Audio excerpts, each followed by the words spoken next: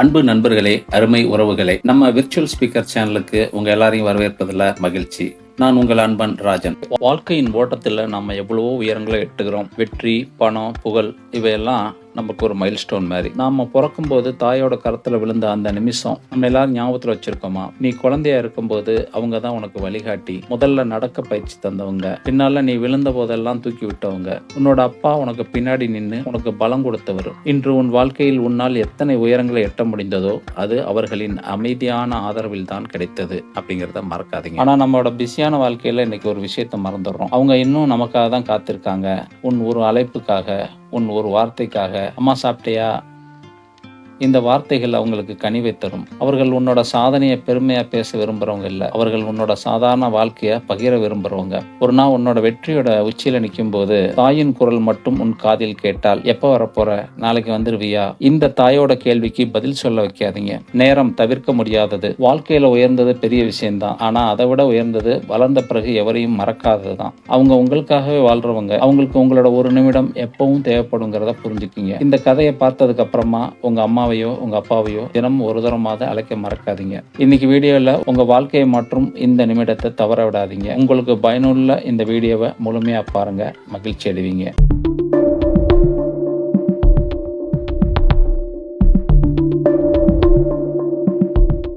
ஒரு நிமிஷம் யோசிச்சு பாடுறான். உன்னோட அம்மாவுக்கு எப்போ கடைசியா நீ ஃபோன் பண்ணேன்னு அப்படின்னு ஆகாஷ் கிட்ட அவனோட ஃப்ரெண்டு கேட்டான். அதுக்கு ஆகாஷ், உன்ன மாதிரி மணிக்கணக்கில் யாராவது ஃபோன் பேசுவாங்களான்னு நண்பனை பார்த்து கேலியா சொன்னான். அதுக்கு நண்பன், என்னோட குடும்பம் ரொம்ப பெரிய குடும்பம், எல்லார்கிட்டையும் ஒரு வார்த்தை பேசினாலே 1 மணி நேரம் ஆயிடும்னு சொன்னான். இப்போ ஆகாஷுக்கு தன்னோட நண்பன் உங்க அம்மா கிட்ட கடைசியா எப்போ பேசினேன்னு கேட்டதுல இருந்து ஏனோ தெரியல மனசுக்குள்ள ஒரு குற்றம் செஞ்ச மாதிரி ஒரு உணர்வு.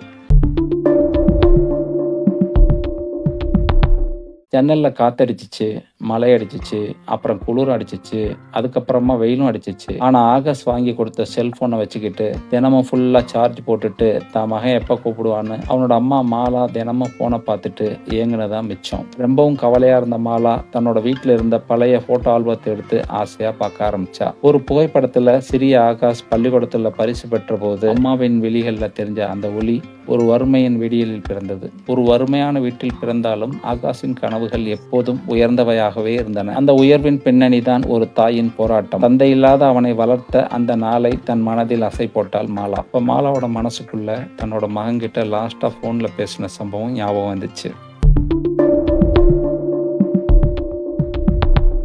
நகரத்தில் உயர்ந்த பிறகு ஆகாஷ் வெற்றியின் உச்சியில் இருந்தான். பெரிய பதவி, புகழ், பணம் அனைத்தும் இருந்தது. ஆனால் அந்த பளபளப்பு ஒரு இடத்தில் மட்டும் ஏதோ ஒரு வெறுமையை உருவாக்கியது. ஆகாஷிடமிருந்து தாயின் அழைப்புகள் குறைந்தன. அம்மா பேசும்போது ஆகாஷ் சாப்பிட்டியா அப்படின்னு கேட்க, ஆகாஷ் பிஸியா இருக்கேம்மா, ஒரு இம்பார்ட்டண்டான மீட்டிங் இருக்கு, நாளைக்கு பேசுறேன்னு சொன்னான். அந்த நாளை என்ற வார்த்தை நாளாக மாறி வாரமாக மாறியது. ஒரு காலத்துல ஆகாஷுக்கு தாய் தான் ஆசிரியர், தாய் தான் மருத்துவர், தாய் தான் நண்பன். ஆனா வாழ்க்கையில சில கட்டங்கள்ல நாம் அனைவருமே அவர்களை பழகி கொண்டவர்கள் என்ற பங்கிற்கு தள்ளிவிடுகிறோம். ஆகாஷ் வளர்ந்தான், பள்ளியின் முதல் மாணவனானான், நகரத்திற்கு சென்று படித்தான், உயர்ந்த பதவியில் சேர்ந்தான். வாழ்க்கையில் அவனது பக்கம் வெற்றி கிடைத்தது. ஆனால் வெற்றியின் உச்சியில் நின்ற போது வாழ்க்கையை திரும்பி பார்த்துவிட மறந்தான். அப்போது அம்மாவின் கைகள் தான் அந்த சிம்மாசனத்தை கட்டியதென உணரவில்லை. அப்படி இருக்கும்போது மாலா ஜன்னலின் பின்னால் இருக்கும் வழியை பார்த்தாள். மகன் திரும்பி வரும் பாதை.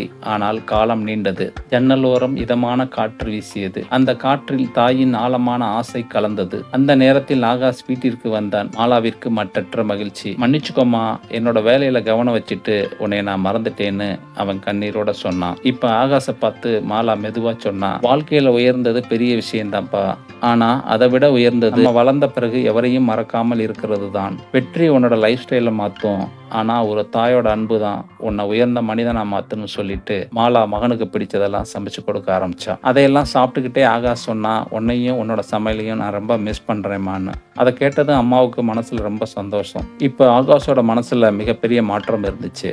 அம்மா கிட்ட இருந்து விடை பெற்று மீண்டும் தன்னோட பணிக்கு திரும்பினான். வாழ்க்கை உன்னை உயர்த்தும், வெற்றி உன்னை பிரபலமாக்கும். ஆனால் உன்னை உருவாக்கியவர்கள் உன்னோட வெற்றிக்கு மட்டுமில்லை, உன்னோட அன்பிற்கும் காத்திருக்கிறார்கள் என்பதை மறந்து விடுகிறோம். உனக்கு நேரம் இல்லாமல் போகலாம், ஆனால் அவர்கள் தினமும் உன் அழைப்பிற்காக காத்திருக்கிறார்கள். நீ உன்னால் சாதிக்க முடியும் என்று முதலில் யார் நம்பினார்கள் என்று நினைத்துப்பார். வெற்றி உன்னை மேலே தூக்கும், ஆனால் தாயின் அன்பு உன்னை நிலைத்து வைக்கும். வாழ்க்கையில் உயர்ந்தது பெரிய விஷயம்தான், ஆனால் உன்னை உருவாக்கியவர்களை மறக்காததுதான் உண்மையான உயர்வு. உன் பெற்றோர்களுக்காக நீ ஒரு நிமிடம் கொடு, அது அவர்களுக்கு ஒரு வாழ்நாளாகும். அன்பை பகிருங்கள், அது ஒருவரின் வாழ்க்கையை மாற்றும். இந்த கதையில வரக்கூடிய வார்த்தைகள் உங்க இதயத்தை தொட்டு இருந்துச்சுன்னா லைக் பண்ணுங்க. உங்களோட கருத்துக்களை கமெண்ட் பண்ணுங்க. உங்களுக்கு ரொம்ப பிடிச்சிருந்துச்சுன்னா உங்க நண்பர்களுக்கு ஷேர் பண்ணுங்க. நீங்க இன்னும் நம்ம சேனலை சப்ஸ்கிரைப் பண்ணலைன்னா உடனடியா நம்ம சேனலை சப்ஸ்கிரைப் பண்ணிருங்க. கூடவே இருக்கிற பெல் பட்டனை அழுத்தி ஆல்ங்கிறத கிளிக் பண்ணி வச்சுக்கிங்க. அடுத்த வீடியோவை தவற விடாதீங்க. இன்னொரு சிறப்பான வீடியோவில் நான் உங்களை சந்திக்கிறேன். அது வரைக்கும் உங்களிடமிருந்து விடைபெறுவது உங்கள் Rajan. All of you take care. By.